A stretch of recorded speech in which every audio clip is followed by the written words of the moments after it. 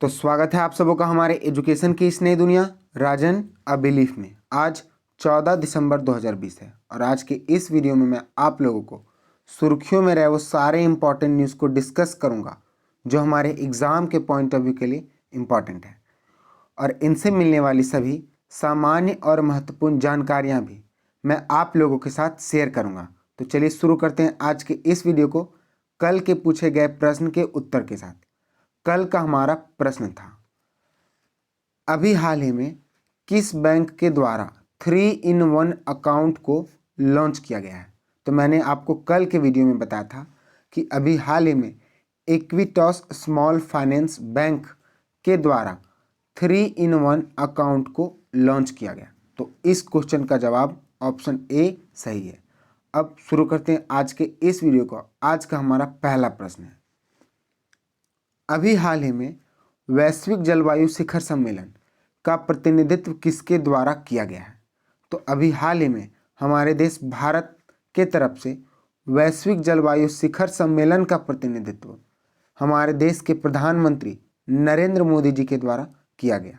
मैं आपको बता दूं कि इस शिखर सम्मेलन का आयोजन पेरिस जलवायु समझौते की 5वीं वर्षगांठ पे किया जा रहा है, क्योंकि पेरिस जलवायु समझौते को वर्ष 2015 में किया गया था और इस वर्ष 2020 में इसी के मौके पर वैश्विक जलवायु शिखर सम्मेलन किया जा रहा है।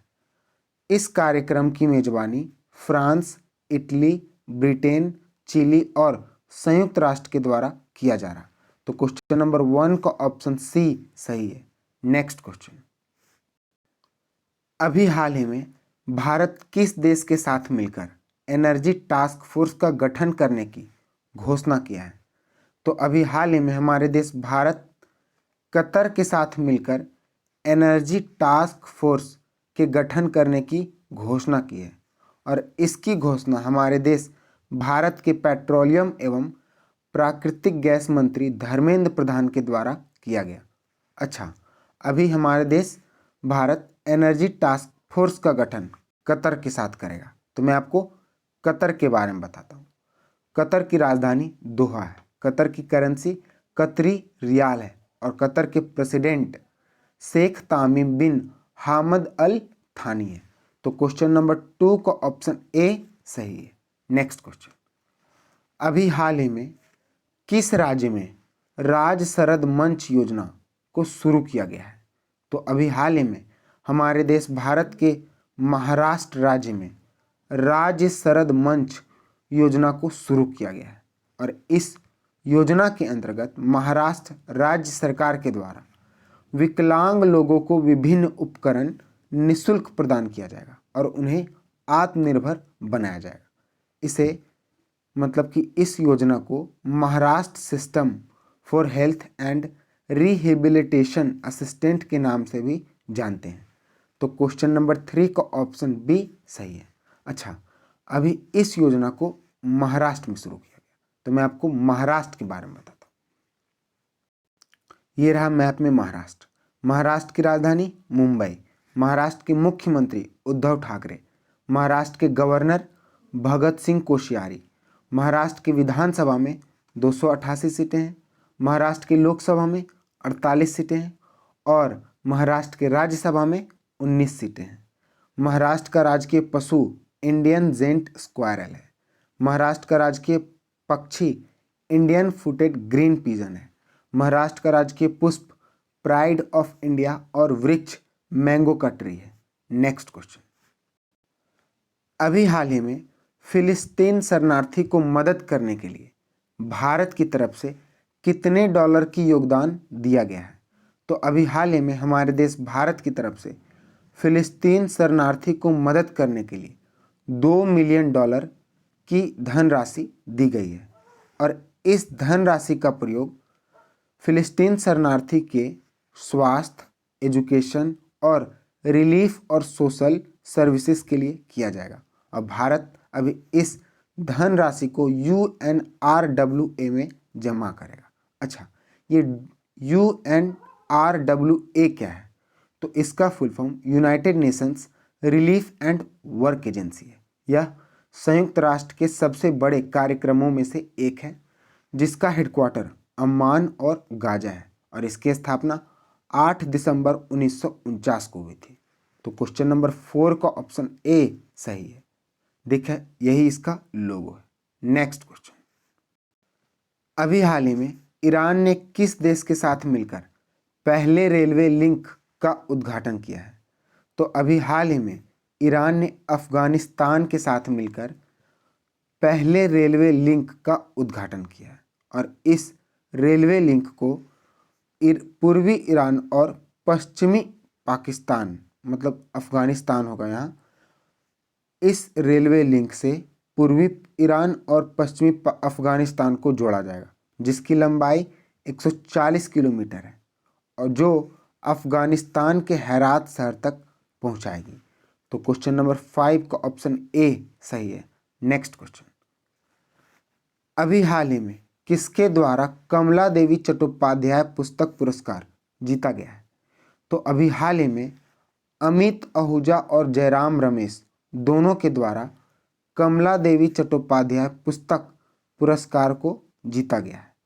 इस पुरस्कार का वितरण न्यू इंडिया फाउंडेशन यानी कि NIF के द्वारा किया जाता है और इस पुरस्कार को जीतने वाले को 15 लाख रुपए की धनराशि के साथ एक सर्टिफिकेट दिया जाता है। तो क्वेश्चन नंबर 6 का ऑप्शन सी सही है और इससे एक और प्रश्न बनता है कि कमला देवी चट्टोपाध्याय पुस्तक पुरस्कार की शुरुआत कब हुई थी? तो इस पुरस्कार की शुरुआत वर्ष 2018 में हुई थी।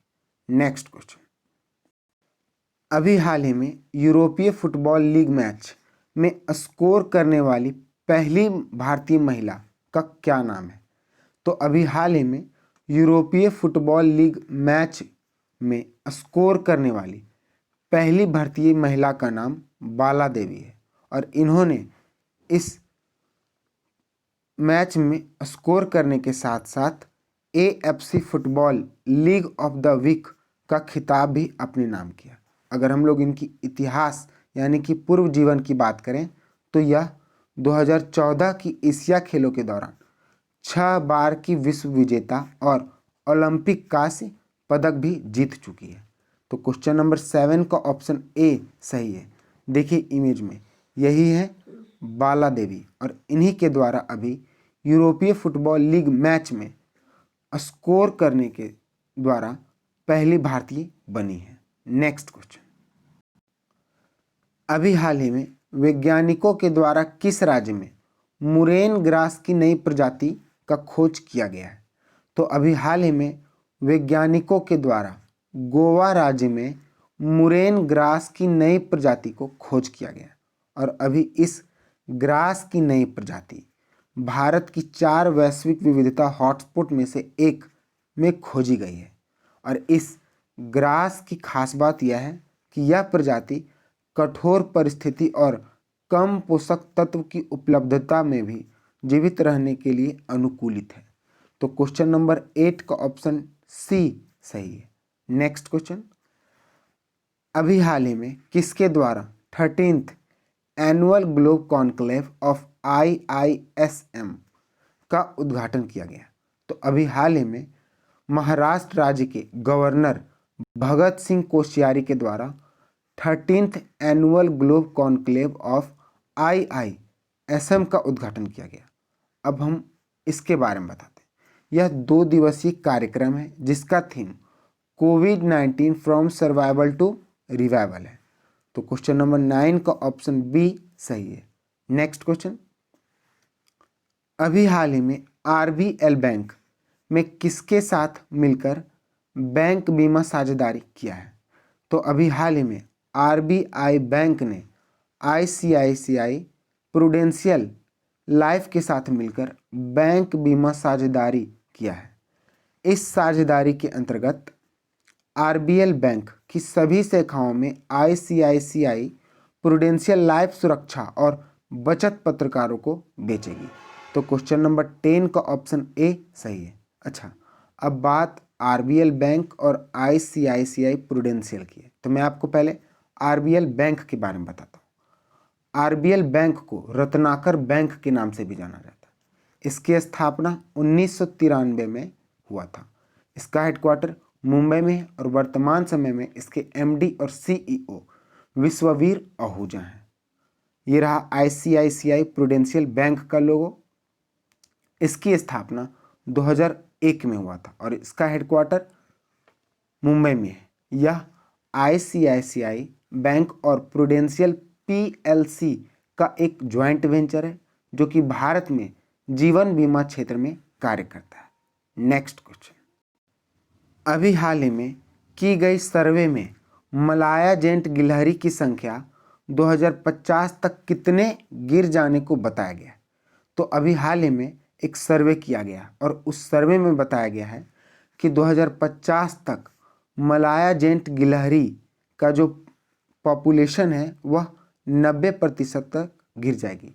वर्तमान समय में इसकी प्रतिशत 43.38% है, लेकिन 2050 तक इसकी प्रतिशत 2.94 हो जाएगी।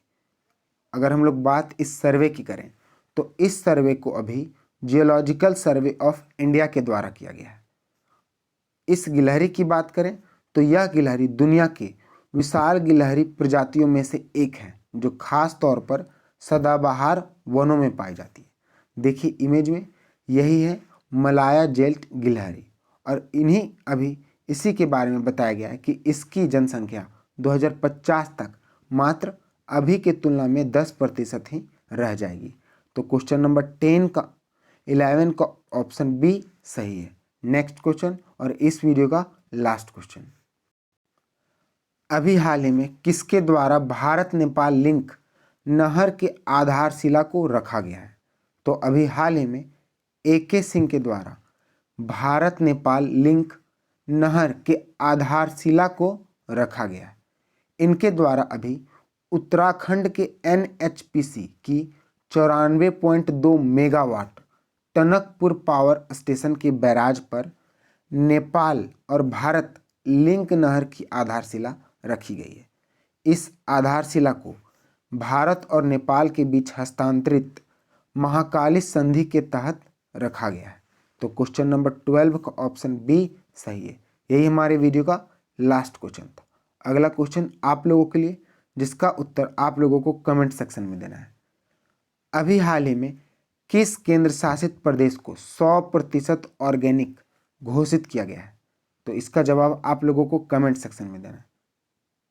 All the best, good luck.